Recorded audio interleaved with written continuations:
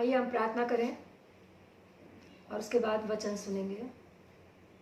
धन्यवाद सर्वशक्तिमान जीवित परमेश्वर, धन्यवाद करते हैं एक बार फिर आपका। हम जानते हैं हमारी आराधना स्तुति आप तक पहुंची है और आपने उसको ग्रहण किया है। आगे जब हम वचन को सुनते हैं प्यारे पिता, इसको आपके हाथों में सौंपते हैं। जो भी वचन मैं बोलती हूँ प्यारे पिता, वो मैं नहीं परंतु आपकी आत्मा मुझ में होकर बोलने वाली हो सके। मेरे होठों को अपने वेदी के अंगारों से छूइए, इसे शुद्ध और पवित्र करिए, ताकि जो कुछ बोलूं वो आपकी इच्छा के उस अनुसार हो, आपकी महिमा के लिए हो। और प्यारे पिता, जो सुनने वाले हैं उनके हृदयों में ये वास करे, वे इस पे मनन करें और ये कई गुना फल लाए। धन्यवाद की भेंट को प्रभु यीशु मसीह के पवित्र और मीठे नाम में मांगते हैं। इस विनती को सुनिए और ग्रहण कीजिए। आमीन।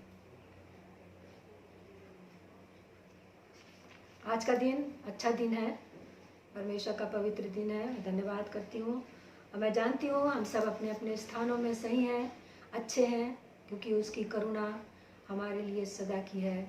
वो अपने प्यार से, अपनी करुणा से हमको घेरे रहता है। जैसे वचन में लिखा है, वो हमको घेरे रहता है, सो हम उसकी करुणा में सुरक्षित पाए जाते हैं। सबसे पहले हम वचन से पढ़ेंगे।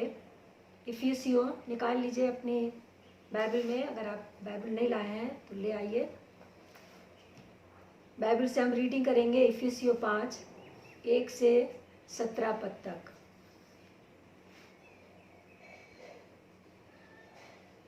ज्योति की संतान बनो, इसलिए प्रिय बालकों के समान परमेश्वर का अनुकरण करो और प्रेम में चलो, जैसे मसीह ने भी तुमसे प्रेम किया और हमारे लिए अपने आप को सुखदायक सुगंध के लिए परमेश्वर के आगे भेंट करके बलिदान कर दिया। जैसा पवित्र लोगों के योग्य है, वैसा तुम में व्यभिचार और किसी प्रकार के अशुद्ध काम या लोभ की चर्चा तक न हो, और ना निर्लज्जता, ना मूढ़ता की बातचीत की, ना ठट्टे की, क्योंकि ये बातें शोभा नहीं देती, वरन धन्यवाद ही सुना जाए। क्योंकि तुम ये जानते हो कि किसी व्यभिचारी या अशुद्ध जन या लोभी मनुष्य की, जो मूर्ति पूजक के बराबर है, मसीह और परमेश्वर के राज्य में निराश नहीं। कोई तुम्हें व्यर्थ बातों से धोखा न दे, क्योंकि इन ही कामों के कारण परमेश्वर का क्रोध आज्ञा ना मानने वालों पर भड़कता है। इसलिए तुम उनके सहभागी ना हो, क्योंकि तुम तो पहले अंधकार थे, परंतु अब प्रभु में ज्योति हो। अतः ज्योति की संतान के समान चलो, क्योंकि ज्योति का फल सब प्रकार की भलाई और धार्मिकता और सत्य है। और ये परखो कि प्रभु को क्या भाता है।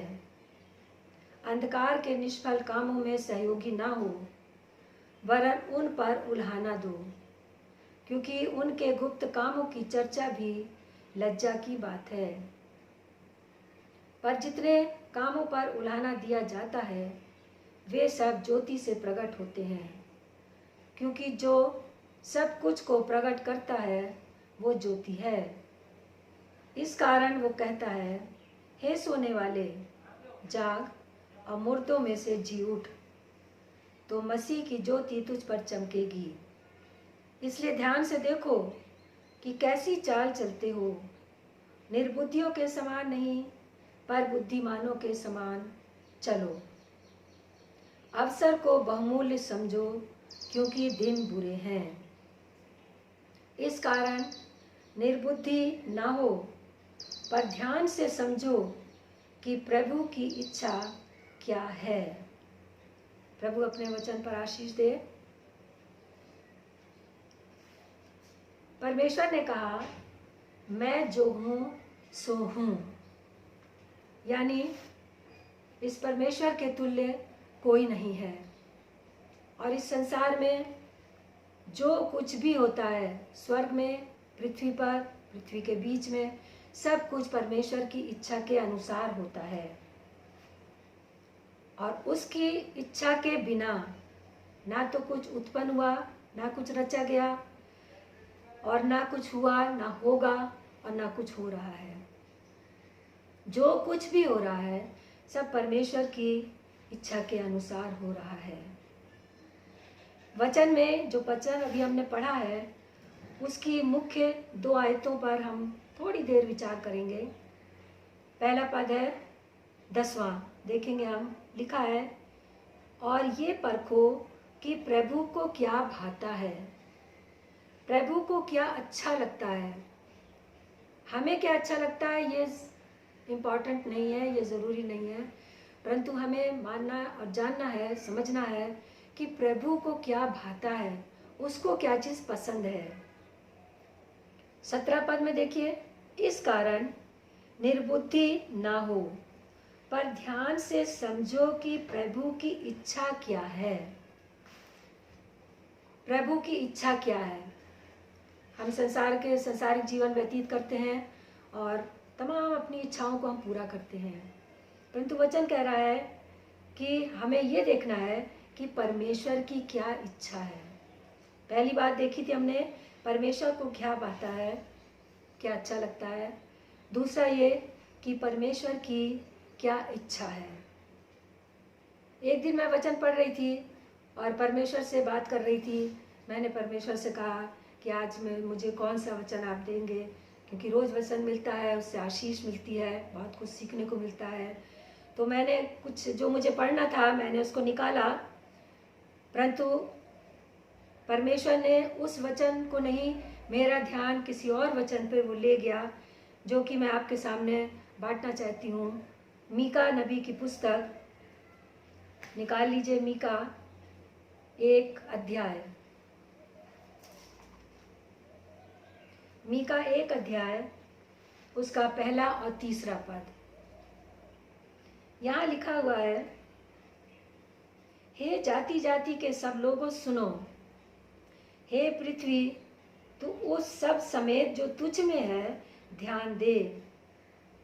प्रभु यहोवा तुम्हारे विरुद्ध वरन परमेश्वर अपने पवित्र मंदिर में से तुम पर साक्षी दे।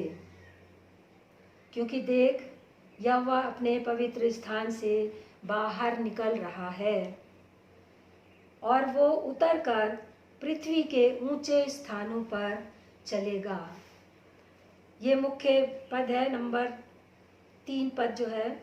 क्योंकि देख, यहोवा अपने पवित्र स्थान से बाहर निकल रहा है और वो पृथ्वी के ऊंचे स्थानों पर चलेगा। मैं परमेश्वर को मैंने धन्यवाद दिया।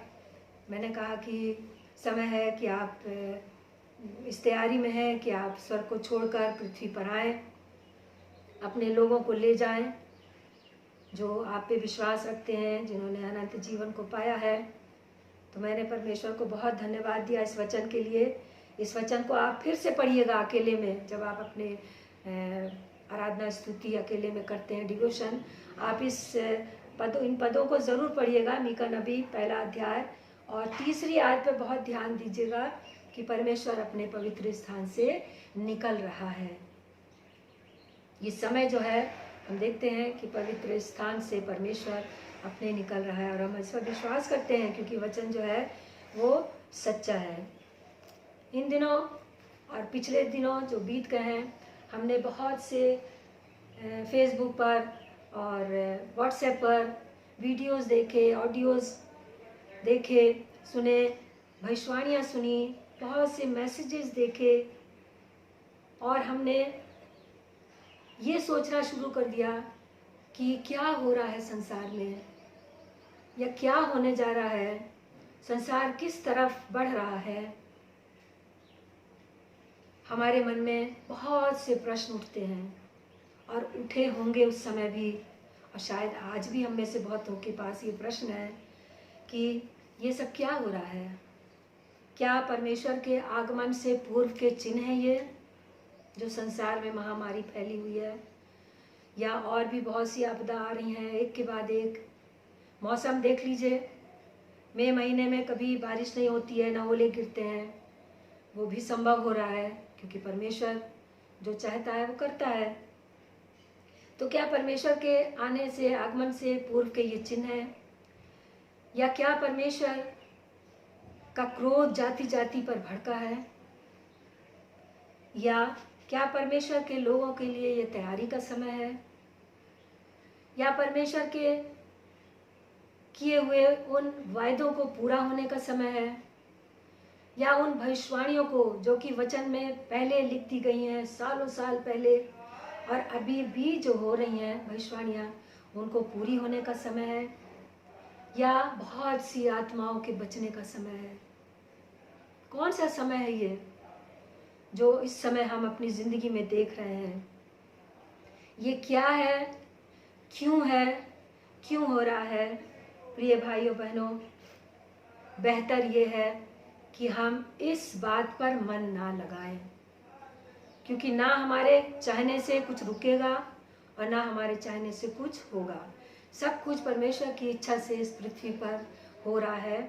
सो हम सब कुछ परमेश्वर के हाथ में रख दें। बेहतर ये है कि हम इस बात पर मन लगाएं कि हम इस समय को, ये जो समय हमारे पास है, इसको हम कैसे बिता रहे हैं, इसको हम कैसे बिता रहे हैं। ये बिताना शब्द जो है, ये हमारे और आपके विश्वासी लोगों के लिए नहीं है कि समय बिताने के लिए लोग बहुत से काम करते हैं। जब लॉकडाउन नहीं था तो समय बिताने के लिए लोग कहीं डे स्पेंड के लिए जा रहे हैं, कहीं मार्केटिंग के लिए जा रहे हैं, या पिकनिक के लिए जा रहे हैं, या और भी बहुत से गैदरिंग होती है उसमें जाते हैं। उस समय बिताना होता है। ये समय जो हमारे लिए है वो समय बिताने का नहीं है। ये समय हमारे लिए निवेश करने का समय है। ये समय हमारे लिए अवहेल करने का समय है। ये समय हमारे लिए सदुपयोग करने का समय है। कुरिन्थियों में, पहला कुरिन्थियों की पत्री में पौलुस लिखता है, समय कम किया गया है। किस बात का समय कम किया गया है? क्या परमेश्वर की इच्छाओं, योजनाओं के काम के लिए? पर हम जानते हैं दुनिया के अंत होने का समय आ गया है और हमारे लिए वो अनुग्रह का समय अब कम होता जा रहा है। जो अब तक अनुग्रह का पीरियड चलता आ रहा था, वो अब बहुत कम होता चला जा रहा है। सो इस बात का हमें ध्यान रखना चाहिए। इफिसियों में अभी जो हमने पढ़ा, उसमें 5 अध्याय के 15 और 16 में लिखता है पौलुस, समय को बहुमूल्य समझो क्योंकि दिन बुरे हैं। समय का हमें वचन में लिखा है बुद्धिमानी से उपयोग करना है। ये समय को हम बुद्धिमानी से उपयोग करें, लापरवाही ना करें। ये हमारे लापरवाही करने का समय नहीं है। वचन में लिखा है पृथ्वी पर होने वाली हर बात का समय है। समय समय हम देखते हैं हमारे लिए ये समय है। किस बात का समय है? एंशिएंट ग्रीक पीरियड के अनुसार समय को 2 भागों में बांटा गया है।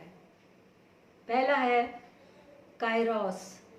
काइरोस का अर्थ है उक्त समय या उपयुक्त समय, सही समय। और सही समय जो है ये प्रभु का समय है। इंग्लिश में इसकी मीनिंग है द राइट क्रिटिकल और अपॉर्चून मोमेंट। प्रभु का समय, ये प्रभु का समय है या प्रभु का सीजन है। ये जो चल रहा है, जिस समय, इन समय जो हम बिता रहे हैं, ये प्रभु का सीजन है। हमें इस बात को समझना है कि जो प्रभु अपनी योजना में लेके चल रहा है उसका पूरा होने का समय है। और दूसरा है क्रोनोस। क्रोनोस का मतलब है समय का देवता। काइरोस प्रभु का समय है तो क्रोनोस प्रभु का समय नहीं है। और यदि प्रभु का समय नहीं है तो एक दूसरी शक्ति इस दुनिया में काम करती है, शैतान की शक्ति। तो इसका मतलब है कि ये समय जो है वो शैतान का है, क्योंकि क्रोनोस का अर्थ है समय का देवता। तो वो समय का देवता जो है उसका वो समय है जो ये प्रेजेंट में उसका समय नहीं है। ये प्रेजेंट जो हम बिता रहे हैं, ये प्रेजेंट जो हमारे सामने चल रहा है, ये परमेश्वर का समय है, प्रभु का समय है। और ये प्रभु का समय कैसे है कि प्रभु अपनी भविष्यवाणियों को पूरी कर रहा है, प्रभु अपनी योजनाओं को पूरा कर रहा है। उसकी हमें आवश्यकता है कि हम उसको क्या भाता है ये देखें, उसकी क्या इच्छा है ये देखें, और उसके कार्यों में, उसकी सेवा में हम पूरा सहयोग करें। कभी हमने और आपने सोचा है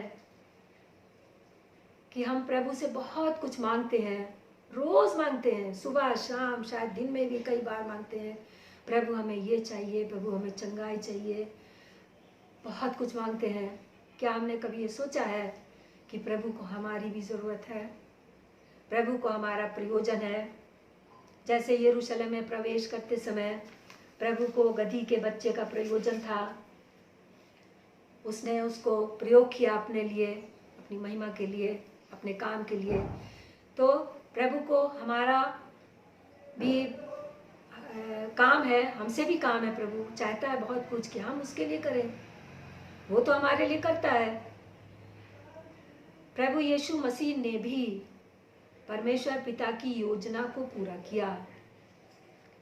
परमेश्वर ने प्रभु यीशु के रूप में इस पृथ्वी पर जन्म लिया, और उन्होंने परमेश्वर की जो योजना सालों से उसने बनाई थी मनुष्य के उद्धार की, वो प्रभु यीशु ने परमेश्वर की इच्छा में होकर उसको पूरा किया।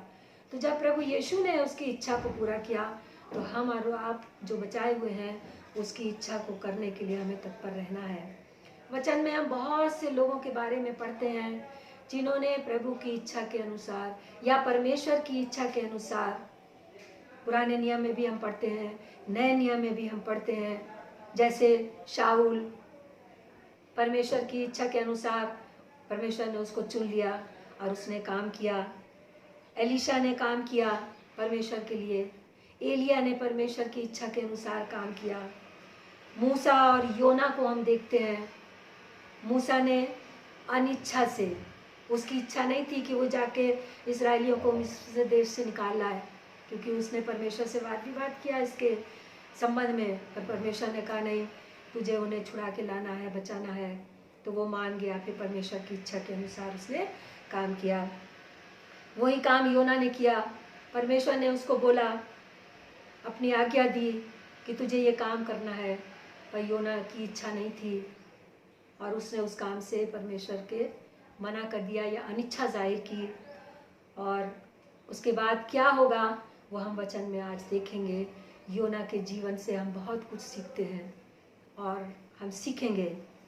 तो आप मेरे साथ निकाल लीजिए योना की पुस्तक, उसका पहला अध्याय। यही मीका नबी की पुस्तक जो अभी हमने पढ़ा था, उसी से पहले है योना की पुस्तक। उसको खोल लीजिए। वचन में देखिए, पहले से पहली आयत से तीसरी आयत तक। यहोवा का ये वचन मित्तर के पुत्र योना के पास पहुंचा।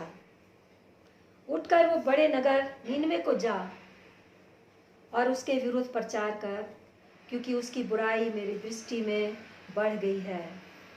परंतु योना यहोवा के सन्मुख से तरशीश को भाग जाने के लिए उठा। यहाँ हम देखते हैं परमेश्वर ने योना को चुन लिया अपनी योजना को पूरा करने के लिए। योना को उसने आज्ञा दी कि उठ, बड़े नगर नीनवे को जा। नीनवे शब्द यहाँ पर आया है एक बड़े नगर के लिए। नीनवे शब्द का अर्थ है नहीं, यहाँ पर हम देखते हैं कि वर्तमान समय में जो नीनवे शहर है, ये मौसूल के नाम से इराक देश में पाया जाता है। इराक देश में स्थित है। ये प्राचीन काल का बहुत पुराना शहर है।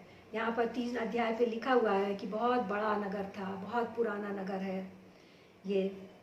और दुनिया भर के व्यापार का केंद्र था, या इस समय भी वहाँ पर व्यापार होता है। इस नगर में इश्तार देवी की पूजा होती है। उन दिनों में ये इश्तार देवी की पूजा बहुत ज़ोरों पर थी। सारे लोग इश्तार देवी की पूजा करते हैं, और मैं और आप जानते हैं अच्छी तरह कि हमारा परमेश्वर मूर्ति पूजा से घृणा करता है।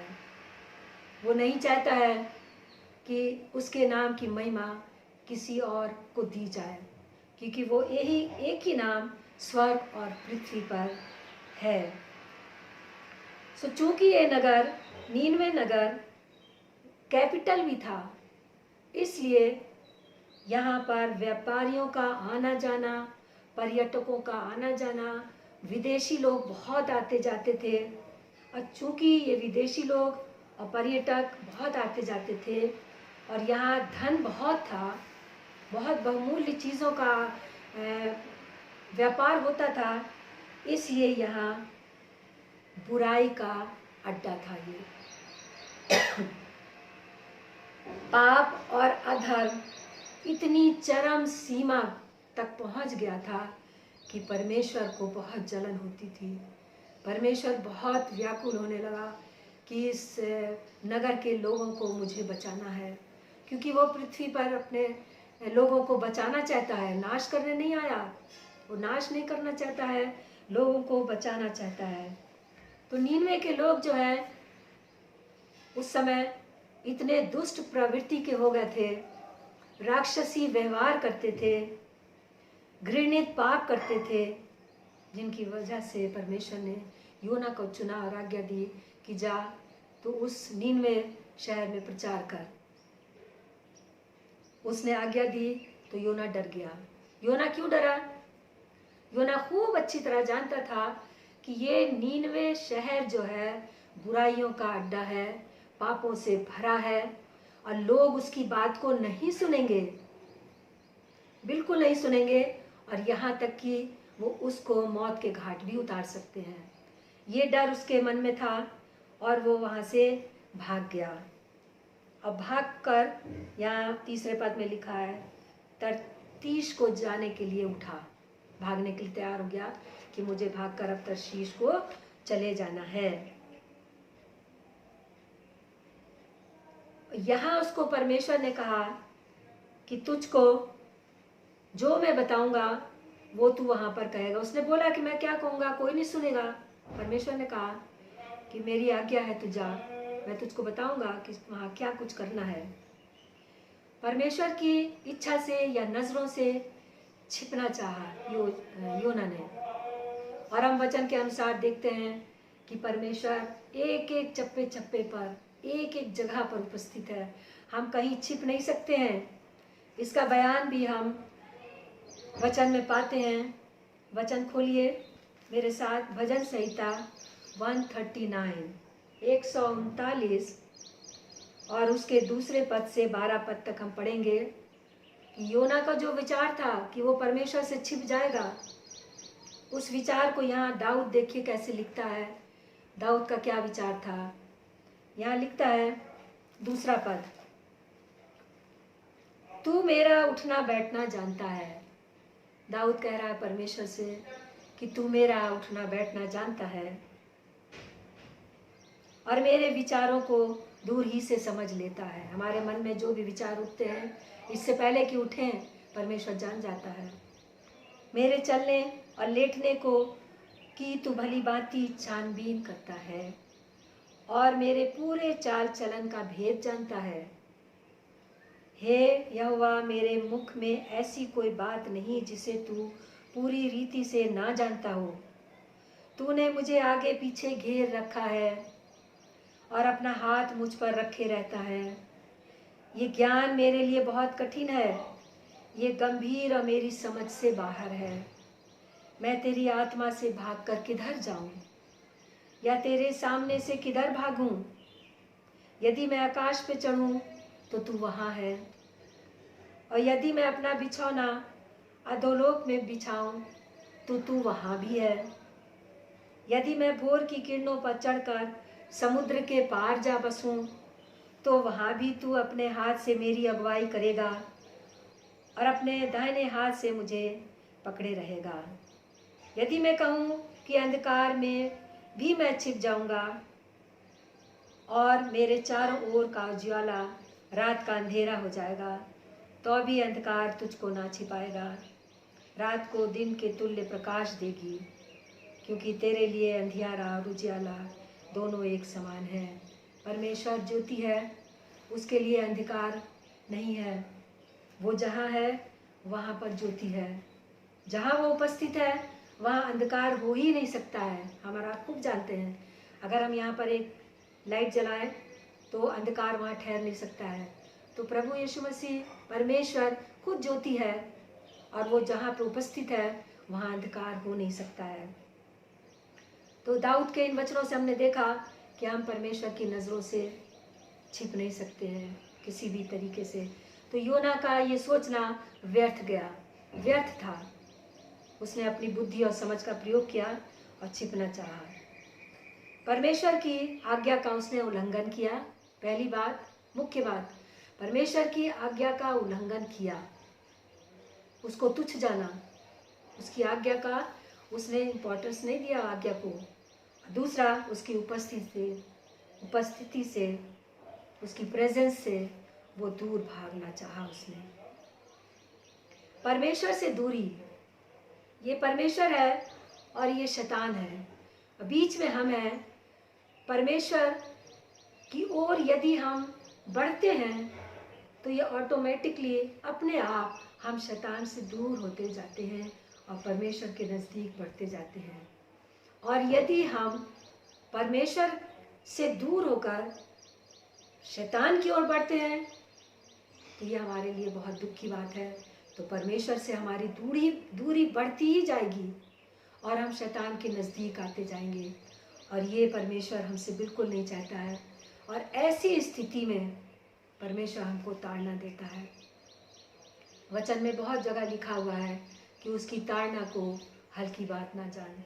हमारे जीवन में किस प्रकार और कब हम अनाज्ञाकारिता करते हैं, उसकी उपस्थिति से दूर भागते हैं, और वो हमें किस रीति से ताड़ना देता है, शायद हम समझते भी ना हो बहुत बार, और शायद हम समझ भी जाते हैं और परमेश्वर से माफ़ी मांगते हैं, और वो हमारी सब बातों को सही करता है, हमें माफ़ करता है। तो ताड़ना परमेश्वर हमको देता है। जिस प्रकार परमेश्वर ने आदम और हवा की अनाज्ञाकारिता देखी और उसके कारण पाप जगत में आया, तो ये अनाज्ञाकारिता बहुत महंगी पड़ती है, बहुत दुख का कारण होती है, विनाश का कारण होती है। संसार पाप में डूब गया उनकी अनाज्ञाकारिता के द्वारा। लूत की बीवी को हम देखते हैं, आज्ञा थी प्रभु परमेश्वर की कि पीछे मुड़ के उस नगर को मत देखना, परंतु उसने अनाज्ञाकारिता की, पीछे मुड़कर देखी और नमक का खंभा बन गई। उसकी जिंदगी बर्बाद हो गई, खत्म हो गई।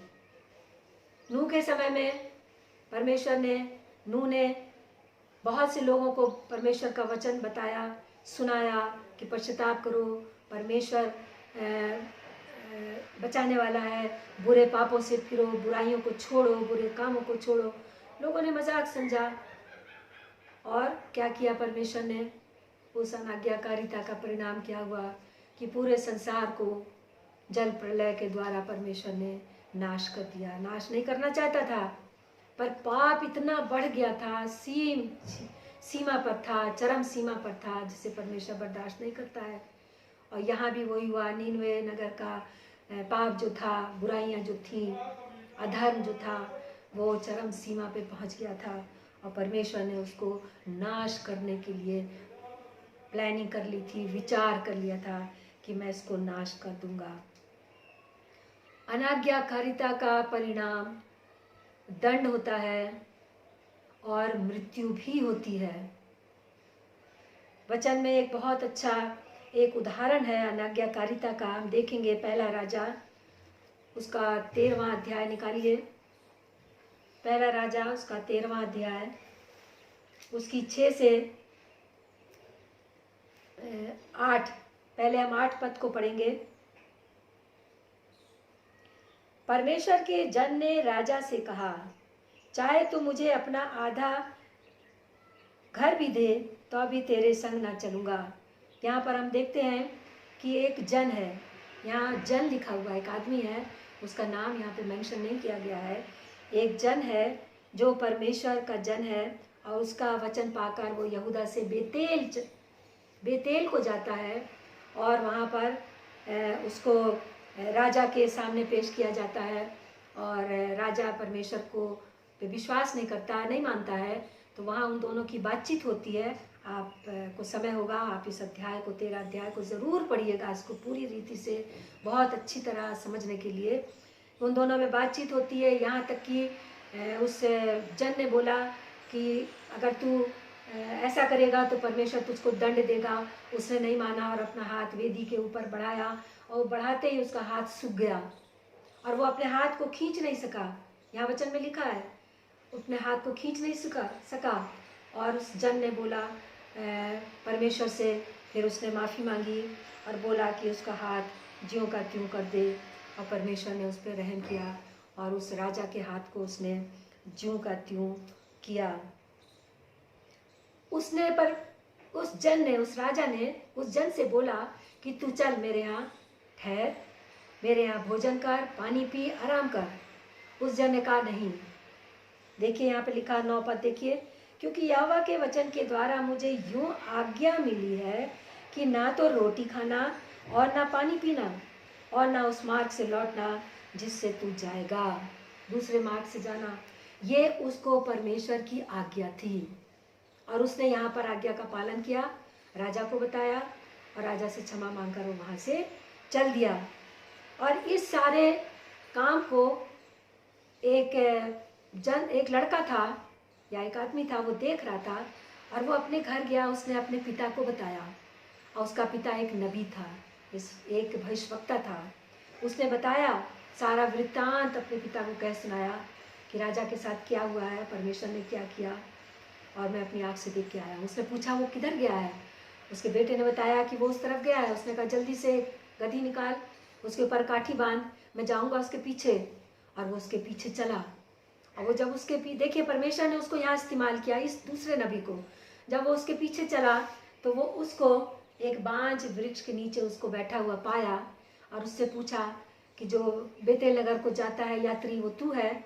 उसने कहा हाँ मैं हूँ। तो कहने लगा चल मेरे साथ, मेरे यहाँ भोजन कर, पानी पी, आराम कर। उसने कहा नहीं, परमेश्वर की आज्ञा है कि ना इस जगह पर ना मैं पानी पीऊँगा, ना भोजन करूँगा और ना ठहरूँगा किसी स्थान में। उसने कहा मैं भी नबी हूँ, परमेश्वर ने मुझसे कहा है कि तुझको मैं अपने घर ले आऊँ, तुझको भोजन दूँ और तुझको पानी पिलाऊँ। यहाँ पर देखिए 16वां पद देखिए लिखा है, उसने उससे कहा मैं ना तो तेरे संग लौट सकता और ना तेरे संग घर में जा सकता और ना मैं इस स्थान से तेरे संग रोटी खाऊंगा और ना पानी पीऊंगा, क्योंकि यहोवा के वचन के अनुसार मुझे ये आज्ञा मिली है। और वो आज्ञा आप पढ़ चुके हैं, ना रोटी खाना, ना कहीं ठहरना, ना पानी पीना। उसने देखिए क्या जवाब दिया उस नबी ने। आगे लिखता है 18वें पद में, जैसा तू नबी है वैसा ही मैं भी नबी हूँ और मुझसे एक दूत ने यहोवा से वचन पाकर कहा कि उस पुरुष को अपने संग अपने घर ले आ, रोटी खाए, पानी पिए। ये उसने उससे झूठ कहा।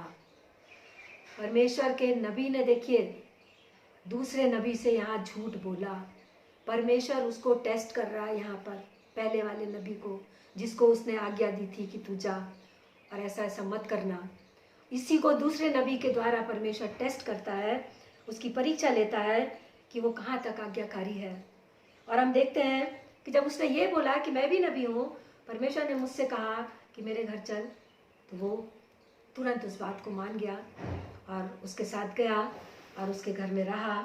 उसने रोटी खाई, पानी पिया, उसके घर आराम किया और दूसरे दिन उसने अपने गधे पर काठी बंधवाई, उसको भेज दिया। और जब वो उसने भेज दिया तो ये नबी जो था ये जानता था उसने झूठ बोला है। ये इसके पीछे पीछे गया और क्या देखता है कि ये गधा खड़ा हुआ है, एक शेर खड़ा है और ये इसकी लाश पड़ी हुई है। वो तुरंत समझ गया कि परमेश्वर ने इसको मृत्यु दंड दिया है। तो अनाज्ञाकारिता का ऐसा भयानक दंड भी परमेश्वर देता था। पर आजकल का अनुग्रह का समय है। परमेश्वर तुरंत अनाज्ञाकारिता का दंड तुरंत नहीं देता है, क्योंकि वो हम पर करुणा करता है। वो चाहता है कि हम पश्चाताप करें, माफ़ी मांगें और उसकी उपस्थिति में बने रहें, और तब वो अपना अनुग्रह हम पर करे, क्योंकि अनुग्रह का समय चल रहा है ये। और हमको इस बात को समझना है कि परमेश्वर कब तक हमारी इन लापरवाहियों को, अनाज्ञाकारिता को, ढिठाई के पापों को कब तक वो सहन करेगा, कब तक बर्दाश्त करेगा, और कब तक हम उसका अंजाम नहीं भुगतेंगे। परंतु हम देखते हैं कि परमेश्वर अनुग्रहकारी और दयालु परमेश्वर है। तो उसने उसको अपनी योजना के लिए इस्तेमाल किया। योना की पुस्तक में फिर हम देखते हैं कि 9वें पद में देखिए, लिखता है योना नबी कि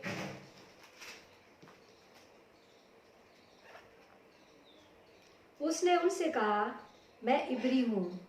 यहाँ पर हम देखते हैं कि वो तरशीश को भागने के लिए एक नाव पर चढ़ गया, एक जहाज़ पर चढ़ गया। वहाँ पे हर तरह के लोग थे। वो अलग अलग लिखा हुआ वचन में अलग अलग देवी देवताओं को मानने वाले, उनका विश्वास अलग अलग था। वो सारे लोग उस पर चढ़े हुए थे और जा रहे थे। तो ये उनके साथ हो लिया, और जब ये उनके साथ हो लिया तो तरशीश को भागने के लिए तैयार था और चला जा रहा था। तो वचन में हम पढ़ते हैं कि बहुत आंधी आई, लहरें उठने लगी, यहाँ तक कि वो डूबने पर थे। और वो कहने लगे, ये किसके द्वारा हुआ है। वो बहुत परेशान थे। उन्होंने योना को जगाया कि तू कौन है जिसके द्वारा शायद हमारे ऊपर ये मुसीबत आई है। ये लहरें समुद्र की बढ़ती जा रही हैं, आंधी हमारे ऊपर से चली जा रही है, और ये क्या कुछ है। तो योना जो था वो जगा और उसने इस बात को देखा, तो उसको एहसास हुआ कि ये उसने क्या किया है। और वो खूब जानता था कि परमेश्वर की उपस्थिति से भागना उसके लिए कितना भारी पड़ सकता है। और फिर हम देखते हैं कि परमेश्वर ने उन नाविकों और परमेश्वर योना के बीच में जो कुछ भी हुआ है, अपनी इच्छा के अनुसार उसने किया। और उसने नाविकों से बोला, मुझको उठाकर समुद्र में फेंक दो। वो जानता था कि अब बचेंगे नहीं, क्योंकि मैंने गलत काम किया है, भेज दो। और उसने एक बहुत प्यारी गवाही, यहाँ पर फेंकने से पहले उसने एक बहुत प्यारी गवाही उन लोगों के सामने रख दी। 3 अध्याय को देखिए, योना के 3 अध्याय की 9वें पद को हम देखेंगे, 9वीं आयत को। संभव है परमेश्वर दया करे, अपनी इच्छा बदल दे। परमेश्वर दया करने वाला और अपनी इच्छा बदलने वाला परमेश्वर है। ये योना को खूब पता था अच्छी तरह। तो इसलिए उसने ये उन लोगों को बोला कि मुझको समुद्र में फेंक दो। और परमेश्वर जो चाहेगा, योना मन में सोचने लगा, जो उसकी इच्छा होगी वो करेगा। उसे अपनी गलती का पर पछतावा हुआ, और वो जो एक महामछ को परमेश्वर ने तैयार कर रखा था, उसने उसको निगल लिया और वो उसके पेट में चला गया। उसके पेट में सिवाय अंधकार के, सड़ाहट के कुछ नहीं मिला। उसको पछताने का उसको वहाँ पर समय दिया परमेश्वर ने, अपनी योजना को समझने का, अनाज्ञाकारिता के दंड को भुगतने का उसको समय दिया।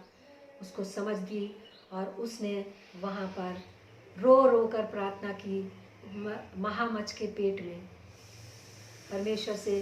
और परमेश्वर ने उसके पश्चाताप को देखा, उसकी दुहाई को सुना और उसको, महामछ को आज्ञा दी, और उसने उसको ले जाके नीनवे शहर में ही उसको अपने मुंह से उगल दिया। अब नीनवे शहर में वो पहुंच गया और वो फिर परमेश्वर के दंड को वो समझ गया था, और पर लोगों के पास पहुंचा। नीनवे शहर में जाकर उसने प्रचार किया कि 40 दिन के बीतने पर नीनवे उलट दिया जाएगा। 3 चैप्टर के हम 5 और 7 आयत में देखते हैं, वो कह रहा है कि नीनवे पलट दिया जाएगा, उलट दिया जाएगा, और लोगों को पश्चाताप का मौका वो दे रहा था, समझा रहा था कि पश्चाताप कर लो, परमेश्वर की आज्ञा है, और नहीं तो नाश हो जाओगे। उसने प्रचार किया, और प्रचार हमारे बीच में भी होता है। और बहुत बार हम सुनते हैं कि आज तुम उसका वचन सुनो तो अपने हृदय को कठोर मत करो। तो हमें अपने हृदयों को कठोर नहीं करना है, उसके वचन को, उसकी आज्ञाओं को मानना है। और राजा के कान में, नीनवे के लोगों ने इस प्रचार को सुना, राजा ने भी सुना।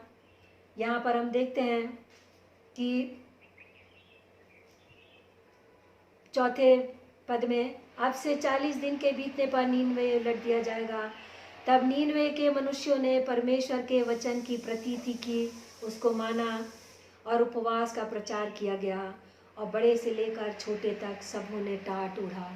यहाँ पर उपवास का एक अच्छा नमूना हम देखते हैं कि उन्होंने पश्चाताप दिल से किया, और टाट ओढ़कर, भोजन सब कुछ छोड़कर पश्चाताप किया अपने पापों से, अपनी बुराइयों से, जो कि चरम सीमा पर पहुंच गई थी। और जब राजा के पास ये समाचार पहुंचा तो राजा ने भी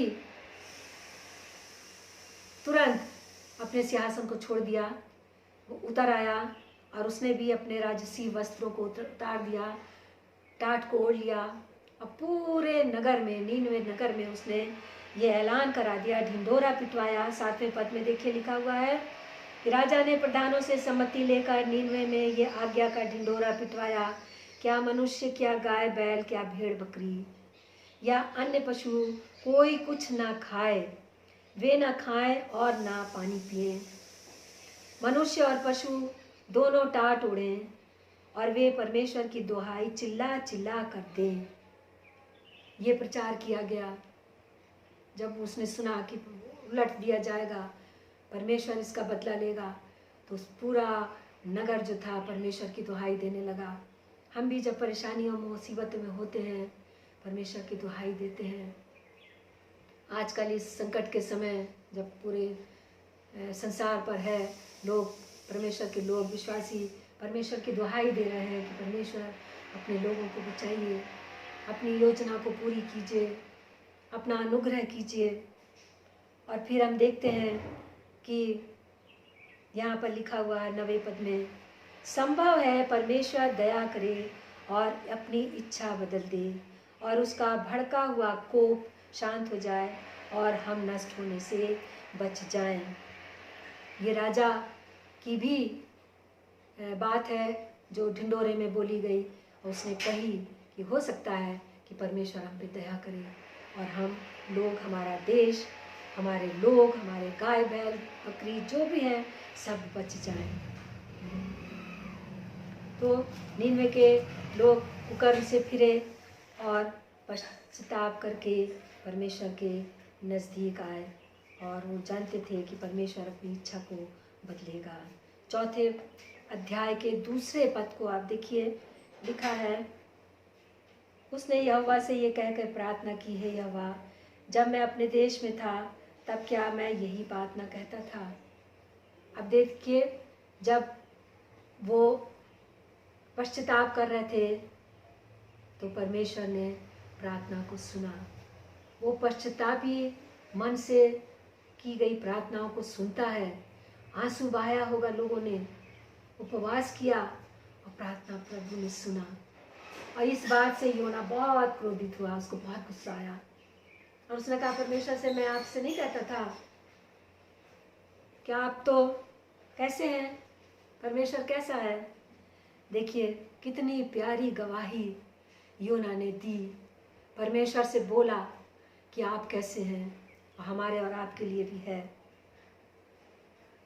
कह रहा है उसी पद में देखिए 2 में, इसी कारण मैंने तेरी आज्ञा सुनते ही तर्शीश को भाग जाने की फुर्ती की, क्योंकि मैं जानता था कि तू अनुग्रहकारी और दयालु परमेश्वर है, और विलंब से कोप करने वाला करुणा निधान है, और दुख देने से प्रसन्न नहीं होता।